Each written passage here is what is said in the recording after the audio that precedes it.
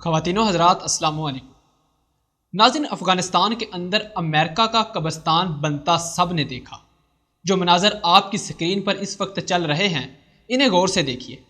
بالآخر امریکی فوج افغانستان سے اپنے جھنڈے اتارنے پر مجبور ہو چکی ہے۔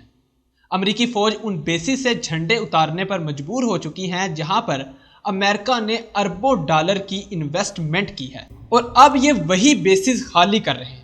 کس کی حکومت میں؟ اشرف غنی کی حکومت میں۔ وہ اشرف غنی جس نے 24 گھنٹے پہلے بیان دیا کہ اگر امریکی فوجیں یہاں سے نکل گئیں تو ہم افغان طالبان کے سامنے 6 مہینے بھی سروائیو نہیں کر سکیں گے۔ ناظرین، انہوں نے 6 مہینے کی بات کی، مگر یہ 2 مہینے بھی افغان طالبان کے سامنے سروائیو نہیں کر سکتے۔ اور اس وقت اشرف غنی کے لیے جو سب سے بڑی پرابلم ہے وہ یہ ہے کہ حکومت کے اندر، فوج کے اندر اور پولیس کے اندر موجود لوگوں نے پوری طرح ان کے خلاف کام کرنا شروع کر دیا ہے۔ یعنی وہ لوگ، وہ ادارے اشرف غنی حکومت کے خلاف کام کر رہے ہیں، ان کے خلاف معاملات چلا رہے ہیں اور افغان طالبان کے آگے سرنڈر کر رہے ہیں، اور صاف صاف بتا رہے ہیں کہ امریکی فوج کر کیا رہی ہے۔ امریکہ کی فوج نے افغان طالبان سے خفیہ معاملات طے کیے کہ آپ ہمیں جانے دیں۔ اب وہ اوپنلی یہ بات ہو رہی ہے کہ افغان طالبان کو 10 کروڑ ڈالر کی آفر کی گئی، مگر انہوں نے انکار کر دیا۔ اصل میں ایران نے امریکی فوج پر حملہ کرنا تھا، تو امریکہ نے افغان طالبان سے ریکویسٹ کی کہ آپ ہمیں آرام سے جانے دیں، ہم آپ کو کچھ نہیں کہیں گے اور نہ ہی آپ پر حملے کریں گے۔ پچھلے 24 گھنٹے کے دوران افغان طالبان نے حکومت کے 2 بندے مار کر بتایا کہ یہ ہماری پاور ہے۔ اس کو دیکھ کر اشرف غنی حکومت، پولیس، ان کی فوج اور ان کی NDS سارے کے سارے طالبان کے آگے سرنڈر کرنے پر مجبور ہو چکے ہیں۔ معاملہ ان کے کنٹرول سے مکمل طور پر باہر جاتا ہوا نظر آ رہا ہے۔ جب امریکی جھنڈے افغانستان سے اتر رہے ہیں اور بیسز کنٹرول سے باہر نکل رہی ہیں تو آپ اندازہ لگا سکتے ہیں کہ صورتحال کتنی بدل چکی ہے۔ اصل میں جو پلان وہ لے کر آئے تھے وہ پلان تھا پاکستان کے ایٹمی اثاثوں پر قبضہ کرنا، پختونستان بنانا، پنجاب کو الگ کرنا، کراچی کو توڑنا اور اس کے علاوہ بلوچستان کو آزاد بلوچستان بنانا۔ اب صورتحال یہ ہے کہ 20 سال بعد امریکہ افغانستان سے شکست کھا کر نکل رہا ہے، لیکن اللہ پاک کا شکر ہے کہ وہ پاکستان کو توڑ نہیں سکے۔ مگر یہ بات بالکل سچ ہے کہ انہوں نے ہماری معیشت کا بیڑا غرق کر دیا ہے۔ انہوں نے پاکستان میں بدترین جنگ مسلط کی، لیکن اس سے زیادہ معاملات آگے نہیں چل سکے۔ ناظرین، اب آپ یہ دیکھیں کہ امر اللہ صالح جو کہ افغانستان کا وائس پریزیڈنٹ ہے، اس نے کہا ہے کہ افغان طالبان پاک فوج کے بغیر 6 مہینے بھی سروائیو نہیں کر سکتے۔ یعنی آپ اندازہ کر لیں کہ وہ پاکستان کی فوج یا پاکستان کی مدد کی بات کرتے ہیں۔ آپ یہ سوچیں کہ جو نیٹو کی افواج تھی، اس میں 50 ممالک جن میں دنیا کی ٹاپ 20 فورسز بھی شامل تھی، یہاں انہوں نے ایسے ہی شکست نہیں کھائی، بلکہ پاکستان کی فوج اس پوری صورتحال میں کام کر رہی ہے۔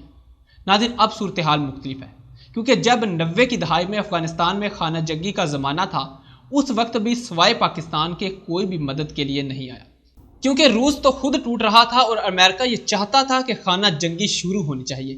مگر اب پاکستان اور چائنا یہ کوشش کر رہے ہیں کہ کسی طرح معاملات طے ہوں اور افغانستان میں امن آئے۔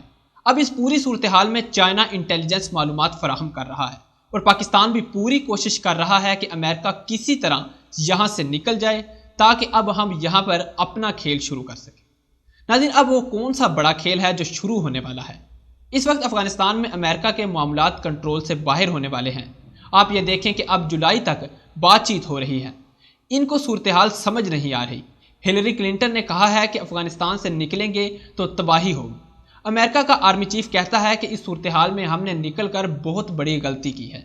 یعنی ان سب کو یہ تکلیف کھائی جا رہی ہے کہ افغان طالبان پوری طرح اقتدار میں آنے والے ہیں۔